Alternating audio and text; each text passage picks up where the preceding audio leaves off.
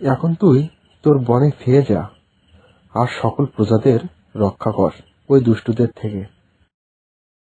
হ্যাঁ বাবা, আমাকে আশীর্বাদ করুন, আমি যেন ওই দুষ্টুদের কঠিনতম শাস্তি দিতে পারি এবং সকল প্রজাদের রক্ষা করতে পারি।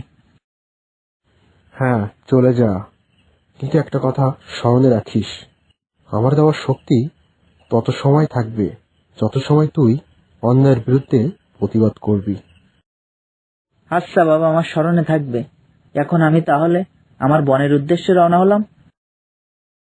সিংহ মহারাজ তান্ত্রিক বাবার কাছ থেকে শক্তি নিয়ে তার নিজের বনের উদ্দেশ্যে চলতে শুরু করলো।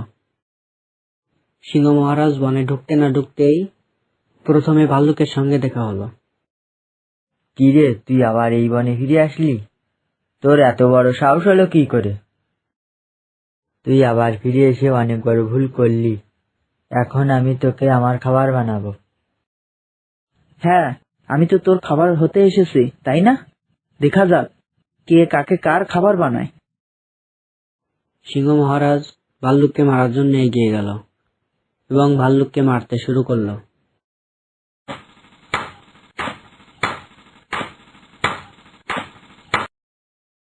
মহারাজ মহারাজ, আমাকে ছেড়ে দিন। আপনাকে অপমান করে আমি অনেক বড় ভুল করেছি, আমাকে আপনি ক্ষমা করে দেন।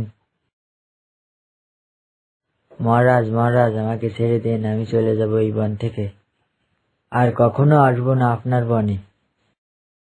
তোকে ছেড়ে দিলাম শেষবারের মতন, আর যেন কখনো আমার সামনে পড়িস না।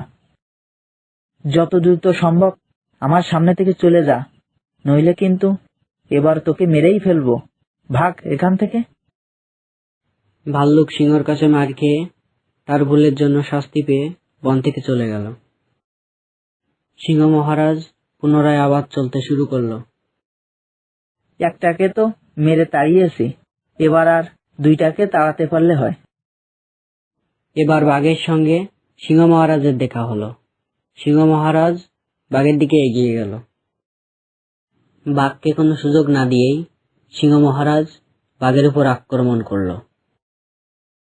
সিংহ মহারাজ বাঘকে মারতে মারতে প্রায় আধমরা করে ফেলল। মহারাজ মহারাজ, আমার ভুল হয়ে গেছে, আমাকে ছেড়ে দিন, আমাকে আর মেরেন না। আমি আপনার বনে আর কখনোই আসবো না, আমাকে এবারে মতন ছেড়ে দেন। বাঘ সিংহর হাতে মার খেয়ে বন থেকে পালিয়ে গেল। এবারে দুষ্টু হাতিকে শাস্তি দিতে পারলে সব অপরাধীদের শাস্তি দেওয়া হয়ে যাবে। সিংহ এবার হাতিকে শাস্তি দেওয়ার উদ্দেশ্যে রওনা হলো। কিছু সময় হাঁটার পর সিংহ মহারাজার সঙ্গে হাতির দেখা হয়ে গেল। ভালোই তো ঘুরে ফিরে বেড়াচ্ছিস, এবার যে তোকে এই বন থেকে চলে যেতে হবে। মার খাওয়ার আগে যাবি নাকি মার খাওয়ার পরে যাবি? সিংহ মহারাজ, আমাকে আপনি ক্ষমা করে দিন, আমাকে আপনি মারবেন না, আমি এখনই আপনার বন থেকে চলে যাচ্ছি। সকল অপরাধীকে শাস্তি দিয়ে সিংহ মহারাজ এবার তার গুহার দিকে চলল। বনটা এবার অত্যাচারীদের হাত থেকে রক্ষা পেল এবং আমার সকল প্রজারা আগের মতো বসবাস করতে পারবে, আর প্রজাদের খুশিতেই আমার খুশি।